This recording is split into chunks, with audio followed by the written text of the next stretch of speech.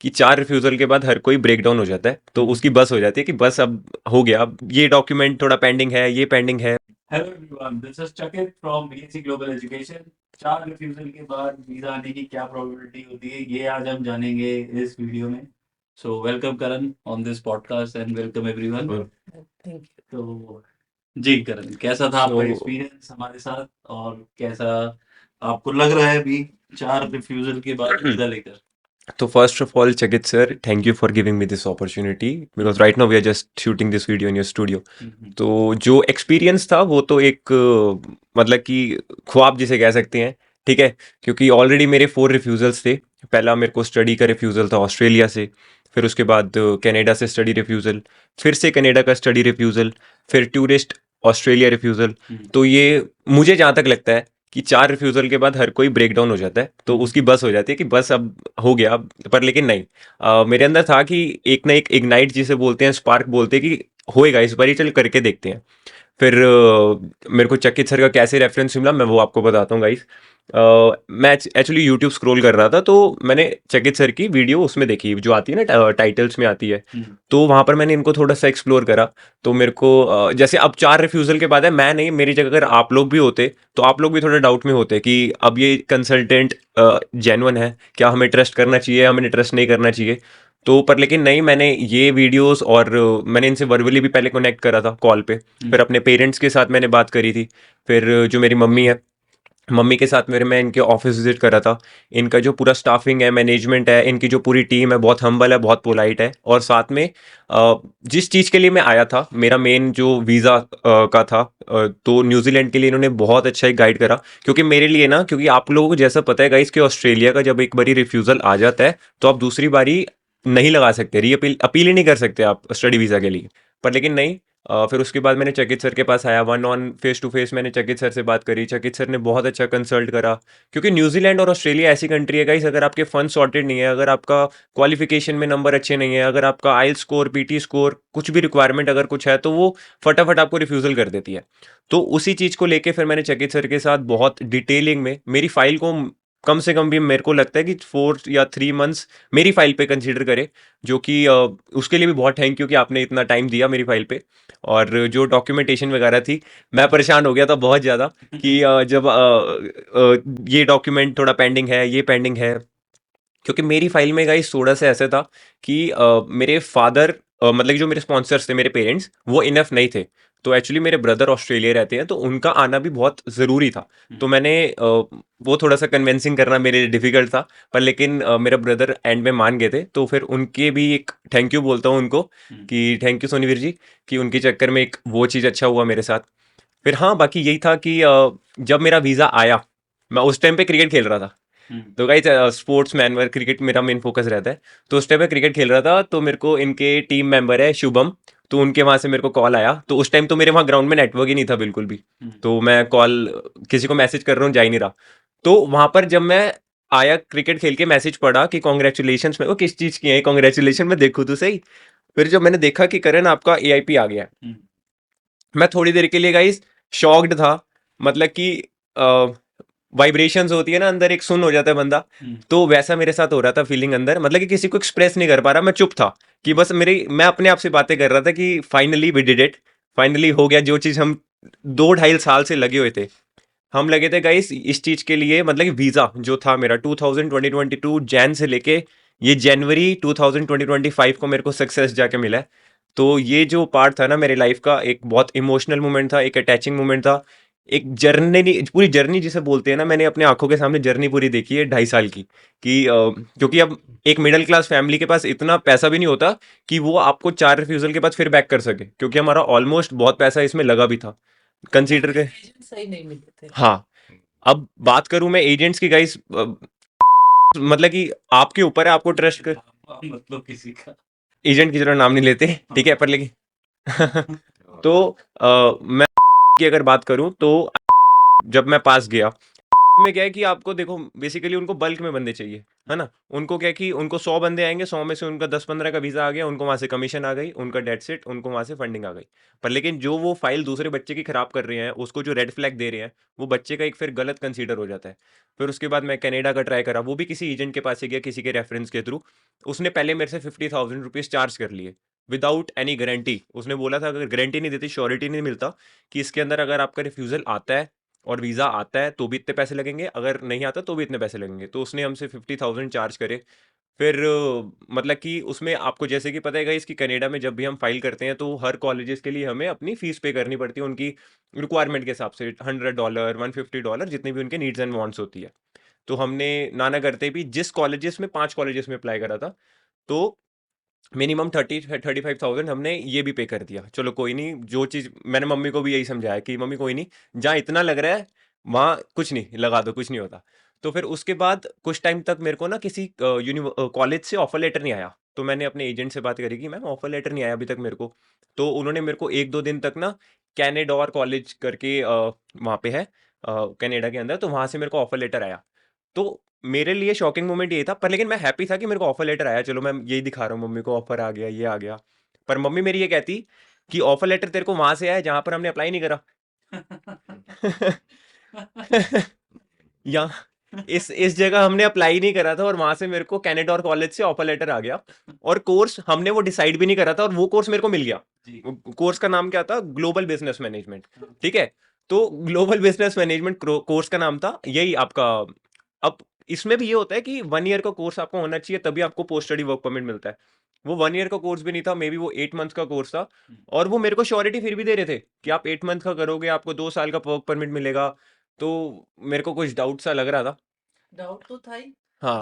उन्होंने हमको बोला था कि आपको डिग्री दी जाएगी जी। और वो डिप्लोमा में कन्वर्ट कर दिया। हाँ। वो एसओपी में हमने देखा ये तो डिप्लोमा जा रहा है। मैं इस चीज को लेके एक चीज बोलता हूँ, मेरे पापा मतलब कि पैसों के मामलों में फाइनेंशियलाइज पापा एकदम मेरे एकदम स्ट्रांग, मतलब कि ऐसे है कि हर चीज पता लग जाता है कि क्या सही है क्या गलत है। क्योंकि फिर पापा को जब लेके गया ना, पापा ने एक चीज मेरे को यही बोली कि वो पहले पैसे क्यों मांग रहे हैं आपसे। आपको पैसे या तो चलो 50 क्या वो 70 भी मांगते, चलो कोई नहीं दे देते, पर लेकिन लगने के बाद दो ना, पहले क्यों मांग रहे हो। तो पापा एक बार ही बताओ अब क्या हुआ था। हाँ उन्हीं को यही बोला था हमने, जहाँ गए थे वीजा फाइल करने के लिए। तो उन्होंने बोला भी पहले पेमेंट होगी तो बाद में आपका कार्रवाई करेंगे। तो मैंने कहा देख लो बाद में दे देंगे पेमेंट आपको, कोई बात। तो उन्होंने मतलब हमारे याद रखी नहीं। मैं कहा चलो पेमेंट देना ही है, काम तो चालू करना है हमने। तो फिर उनको पैसे दे दिए थे, एडवांस में दिए। एडवांस में दे के ये भी फिर बोला था आप हाफ ले लीजिए, हाफ उसके बाद लेना, पर वो नहीं माने। तो हमको ये था कि हो सकता है कि जो इतनी गारंटी दे रहे हैं शायद लग ही जाएगा क्योंकि इतना नाम है। नाम वैसे हम ले सकते हैं क्योंकि अगर मैं ऐसे फंसा हूं तो और भी लोग फंस सकते हैं। नाम वाम मत लो आप। बीप कर देना इसका। पर थोड़ी नहीं, ये फिर हम कहा। लोग इनके पास आए, जी।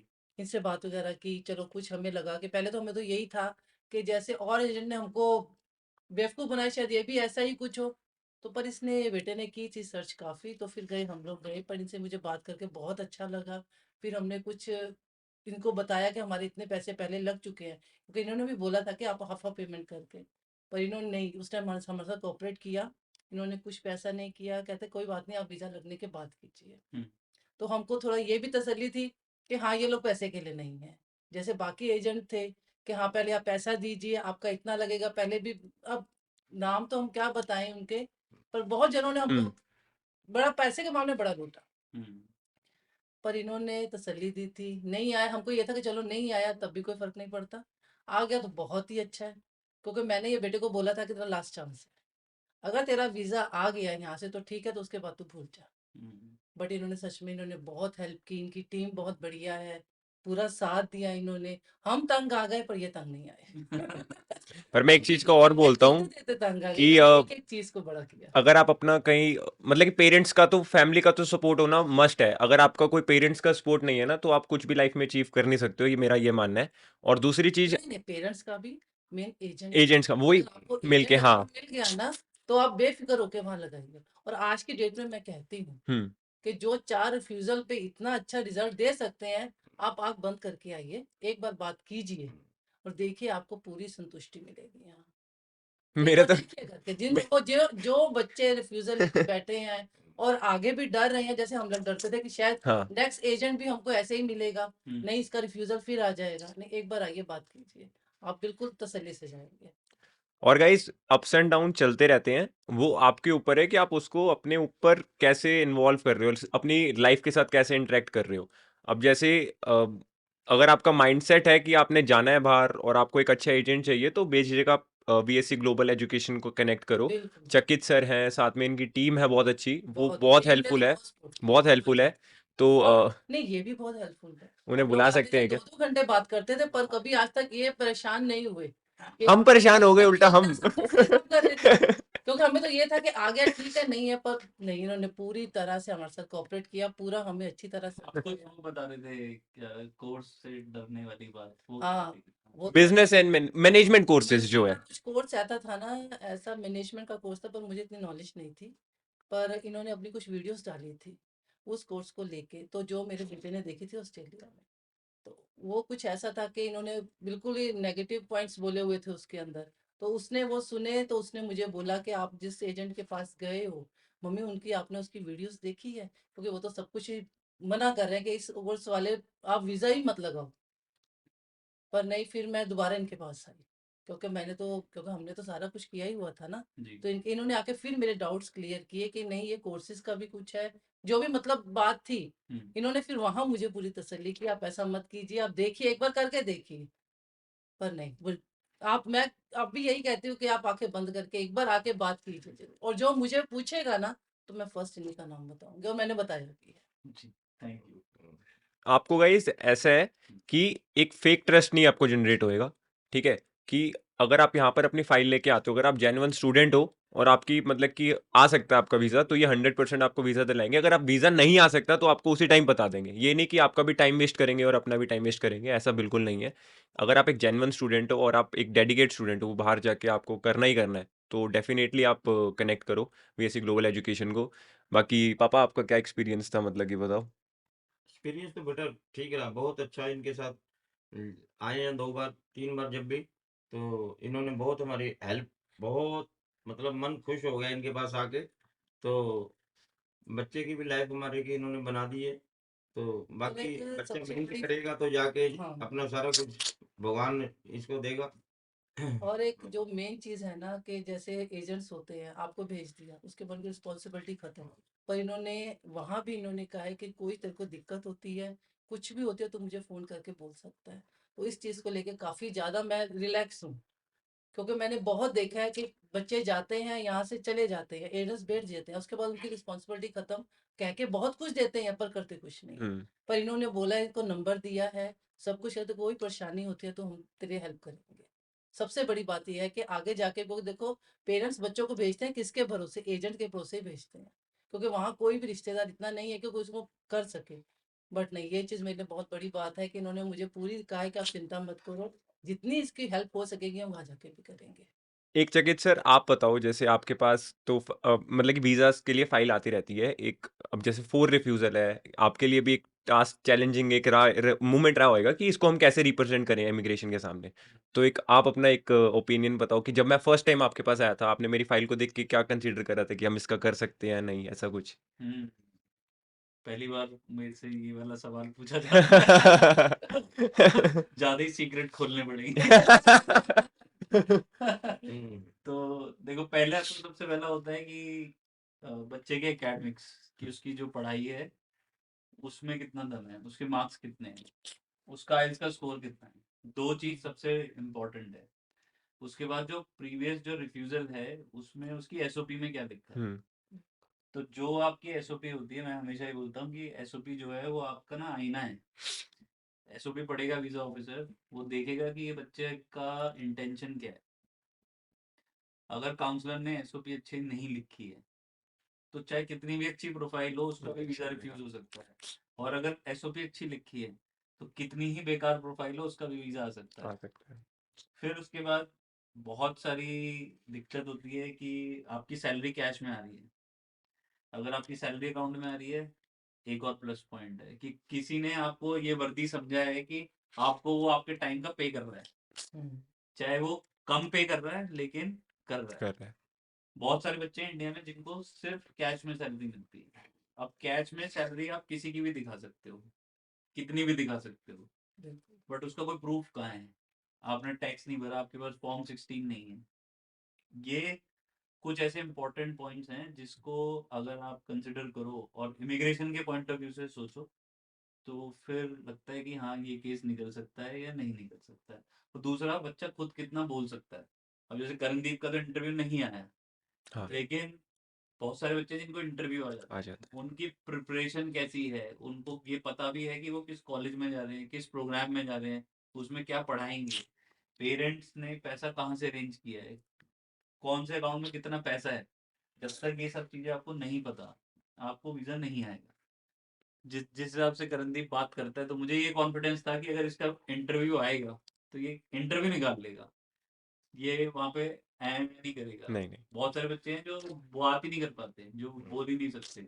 तो ऐसे केसेस को मैं पहले ही मना कर देता हूँ कि आपका नहीं हो सकता, क्योंकि इतना टाइम और एफर्ट जो इन्वेस्ट होगा उस पे सामने तरफ से भी तो रिस्पॉन्स आएगा। रिस्पॉन्स अब है। बहुत सारे एजेंट हैं जो इंटरव्यू भी खुद ही करा देते हैं।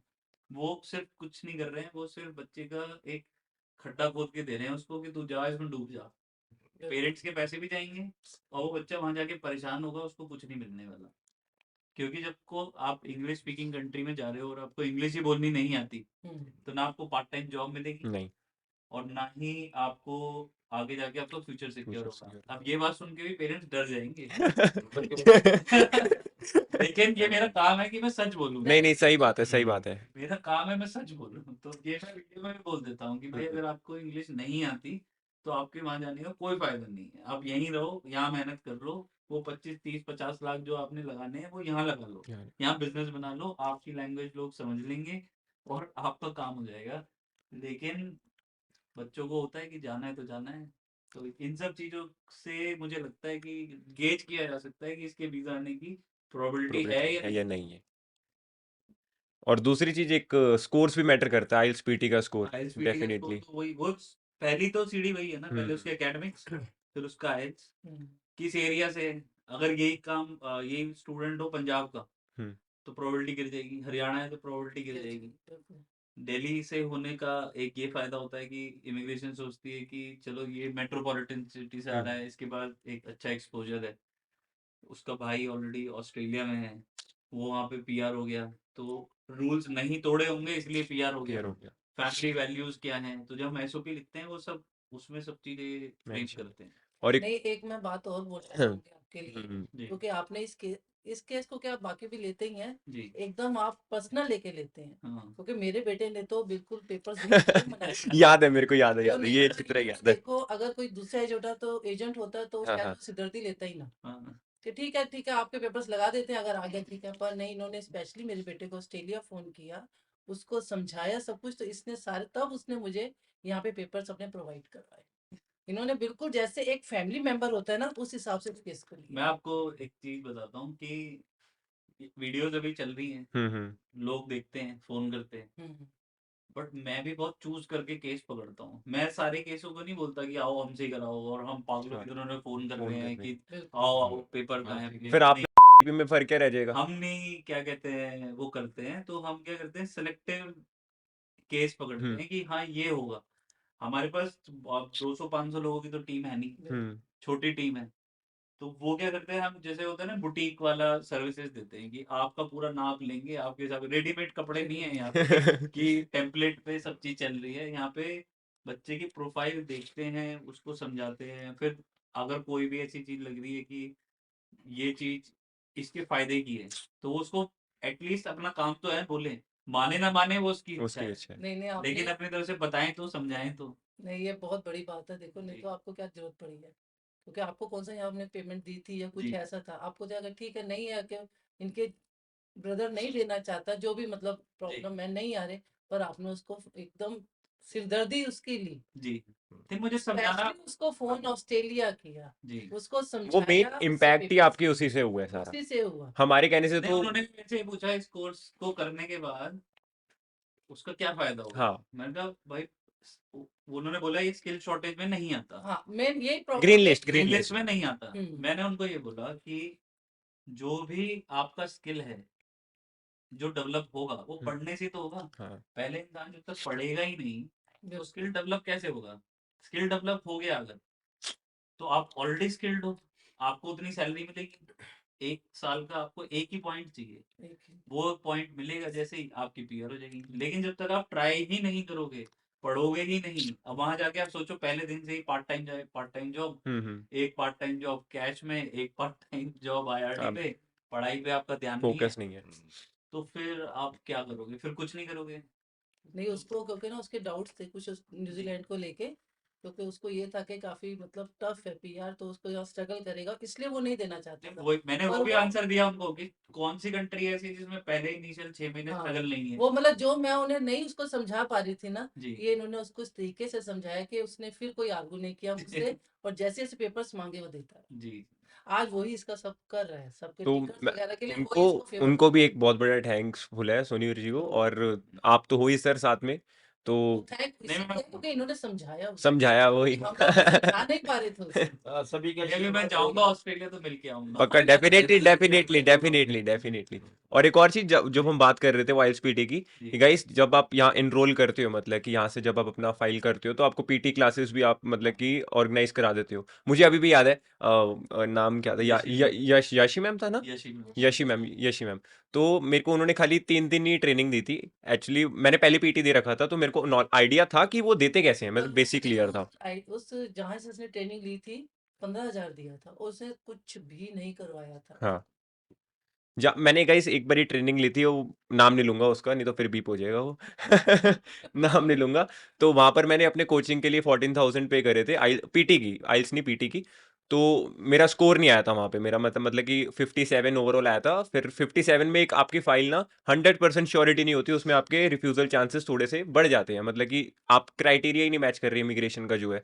तो फिर मैंने इनसे कनेक्ट करा था, फिर याशी मैम है, उनसे मेरी बातचीत हुई थी। उन्होंने मेरे को रात को 10-10 बजे, 11-11 बजे ऑनलाइन क्लासेस देके कुछ इंपॉर्टेंट टिप्स एंड ट्रिक्स दी, जिससे हम अपना स्कोर बूस्ट अप कर सकते हैं पीटी का। फिर वहां से जब मैंने अपना पीटी एग्जाम दिया, फिर मेरा स्कोर 57 से 64 ओवरऑल एकदम से इतना शूट अप कर गया। और आपके सामने हो गाइस, देख लो वीजा अब और है। कोई उन्होंने फीस नहीं नहीं, ली, फीस चार्ज कोई नहीं हुई फीस थी। नहीं ली थी उन्होंने। नहीं, हम यही करते हैं कि जो बच्चे हमारे साथ कर रहे हैं उनको जो जिस भी एंगल से सपोर्ट मिले उनकी प्रोफाइल स्ट्रॉन्ग करने का, वो सब दो। बस बच्चा करने वाला होना हाँ, चाहिए। करने वाला होना करने चाहिए। वाला होना चाहिए, ऐसा नहीं कि आप आ जाओ उसके बाद अब एजेंट को ही दे दिया सारा कुछ, अब आ गए ठीक है अब आप करो। ऐसा नहीं गाइस, ऐसा बिल्कुल नहीं होता है। जब तक आप खुद से हाथ पैर नहीं मारोगे, तब तक कुछ नहीं कर पाओगे। एक डिसिप्लिन, एक माइंडसेट, एक आपका क्लियर होना चाहिए कि ये चीज कर सकता हूं मैं। जब तक अंदर से इनर आपकी शक्ति नहीं बोलेगी, सोल नहीं बोलेगी आपकी, जब तक हम्म, तब तक आप कुछ नहीं कर सकते। और अगर आपका वीजा आ भी जाता है, चलो आपने मतलब कि करा किसी भी तरह, आपका वीजा आ गया, आप बाहर चले गए, बाहर जाके भी आप मतलब कि फिर जब तक आपका माइंडसेट क्लियर नहीं है, वही डिस्टर्ब ही रहोगे फिर आप, हम्म, क्योंकि आपका एक विजन क्लियर नहीं है। आपका माइंड एक तरफ फोकस नहीं है, डाइवर्ट हो रहा है इधर इधर इधर इधर। तो पहले एक माइंडसेट क्लियर करो, उसके बाद एक डिसीजन लो कि क्या सही है क्या गलत है। ये चीज मेरा मानना है। बाकी तो गाइस टीम है ही, एड्रेस सर बता ही देंगे आपको, है ना। तो ये था मेरा एक्सपीरियंस वगैरह सब कुछ बीएससी ग्लोबल एजुकेशन टीम के साथ। तो चकित सर थैंक यू, मतलब कि पूरी टीम सपोर्टिव है। तो गाइज यहीं पर आओ आप अपना करने, और बाकी जो रेफरेंस वगैरह चाहिए होएगा चकित सर आपको दे देंगे। बाकी जो भी मेरे चैनल पे आएगा वहां पर मैं आपको इंस्टाग्राम डीएम पे सब कुछ दे दूंगा, नो वरीज।